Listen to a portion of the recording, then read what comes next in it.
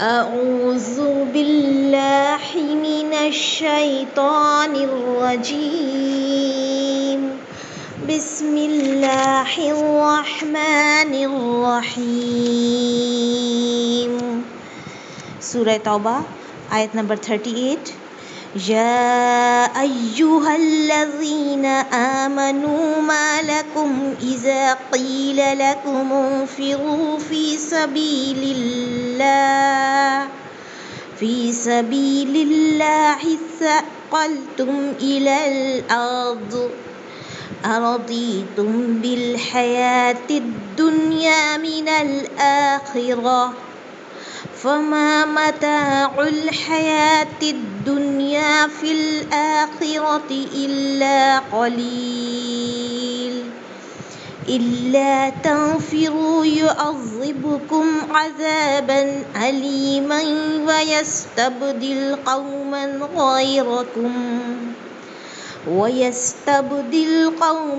غيركم ولا تضروه شيئا والله على كل شيء قدير. ترجمہ: اے ایمان والو، تمہیں کیا ہو گیا ہے کہ جب تم سے کہا جاتا ہے کہ چلو اللہ کے راستے میں کوچ کرو تو تم زمین سے لگے جاتے ہو؟ کیا تم آخرت کے عوض دنیا ہی کی زندگانی پر ریجھ گئے ہو؟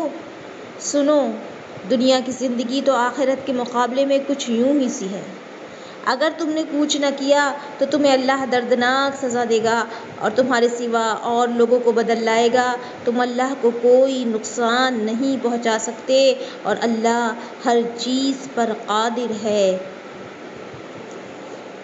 دیکھیے، یہاں پر جو پہلا حکم ہے آپ نے سنا، ایمان والوں سے خطاب ہے.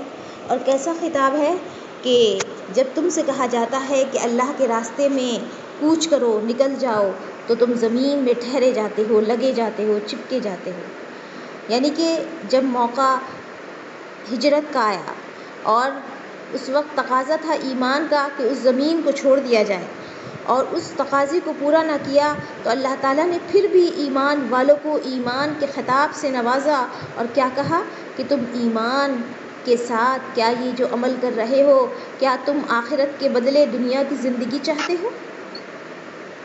تو کیا کہا گیا؟ فما متاع الحیات الدنیا فی الآخرۃ الا قلیل. یہ دنیا کی زندگی تو آخرت کے مقابلے میں بہت قلیل ہے، بہت تھوڑی ہے.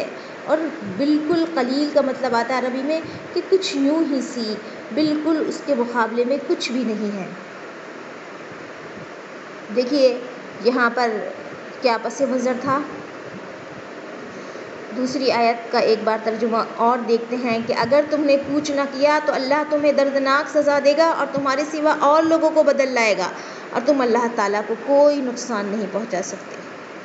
یعنی کہ تمہارے کوچ کرنے اور نہ کرنے پر دین کیا اور جو تبلیغ ہے، جو اللہ نے اس نور کی بلندی، اس نور کو پورا کرنے کا اللہ تعالیٰ نے ذمہ لیا ہے، وہ ایسا نہیں ہے کہ رہ جائے گا.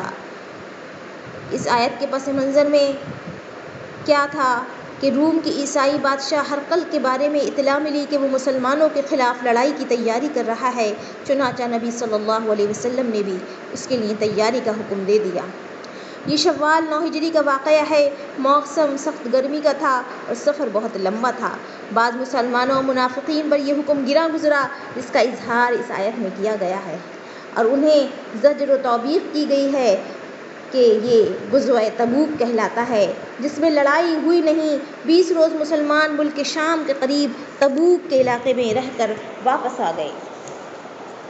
اس کو جیش العسرہ بھی کہا جاتا ہے کیونکہ اس لمبے سفر میں اس لشکر کو کافی دقتوں کا سامنا کرنا پڑا، پریشانیوں کا سامنا کرنا پڑا. اثقلتم یعنی سستی کرنے والے اور پیچھے رہنے چاہتے ہو.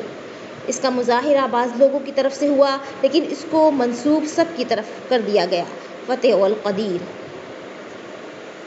پھر اس کے بعد کیا فرمایا اللہ تعالیٰ نے؟ إِلَّا تَنْصُرُوهُ فَقَدْ نَصَرَهُ اللَّهُ إِذْ أَخْرَجَهُ الَّذِينَ كَفَرُوا ثَانِيَ اثْنَيْنِ إِذْ هُمَا فِي الْغَارِ إِذْ يَقُولُ لِصَاحِبِهِ لَا تَحْزَنْ إِنَّ اللَّهَ مَعَنَا. أَلَّذِينَ كَفَرُوا ثَانِيَ اثْنَيْنِ إِذْ هُمَا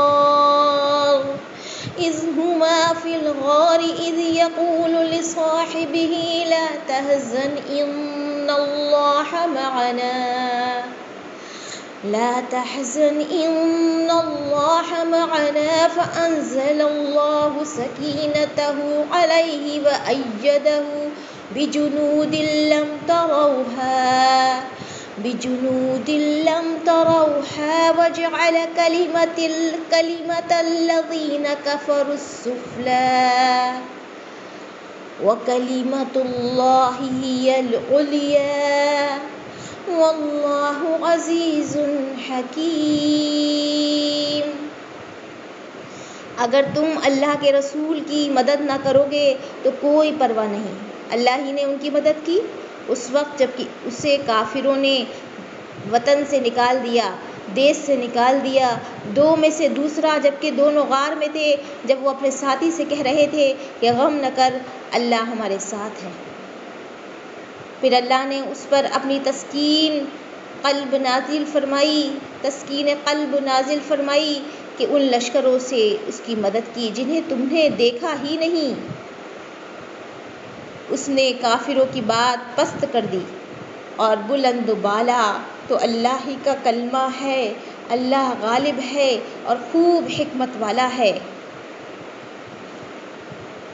دیکھیے اس میں تفسیر میں کیا ہے اس کا پس منظر کہ جہاد سے پیچھے رہنے والے یا اس سے جان چھڑانے والوں سے کہا جا رہا ہے کہ اگر تم مدد نہیں کرو گے تو اللہ تمہاری مدد کا محتاج نہیں ہے۔ پہلی بات، اللہ نے اپنے پیغمبر کی مدد اس وقت بھی کی، یاد دلایا کہ جب اس نے غار میں پناہ لی تھی، غار ثور، اور اپنے ساتھی حضرت ابوبکر صدیق رضی اللہ عنہ سے کہا تھا غم نہ کر، اللہ ہمارے ساتھ ہے۔ بڑا مشہور، بڑا بابرکت یہ واقعہ ہے ہمارے لیے۔ اس کی تفصیل حدیث میں یوں آتی ہے، ابوبکر صدیق رضی اللہ عنہ فرماتے ہیں جب ہم غار میں تھے تو میں نے نبی صلی اللہ علیہ وسلم سے کہا اگر ان مشرکین جو ہمارے تعاقب پیچھے لگے ہوئے ہیں اپنے قدموں پر نظر ڈالی تو یقیناً ہمیں دیکھ لیں گے۔ نبی کریم صلی اللہ علیہ وسلم نے فرمایا ایا ابا البکری ما ظنک باثنین اللہ ثالثہما، صحیح البخاری حدیث نمبر 4663۔ اے ابو بکر تمہارا ان دو کے بارے میں کیا خیال ہے جن کا تیسرا اللہ ہے، یعنی اللہ کی مدد اور اس کی معیت جن کے شامل حال ہے۔ پھر اس کے بعد اللہ تعالیٰ نے فرمایا کہ اس نے کافروں کی بات پست کر دی، کلمۃ الذین کفروا السفلی وکلمۃ اللہ ہی العلیٰ۔ کافروں کے کلمے سے شرک اور کلمۃ اللہ سے مراد توحید ہے۔ جس طرح حدیث میں ایک بار بیان فرمایا گیا، رسول اللہ صلی اللہ علیہ وسلم سے پوچھا گیا ایک شخص بہادری کے جوہر دکھانے کے لیے لڑتا ہے، ایک قبائلی عصبیت و حمیت میں لڑتا ہے اور ایک ریاکاری کے لیے لڑتا ہے، ان میں سے فی سبیل اللہ لڑنے والا کون ہے؟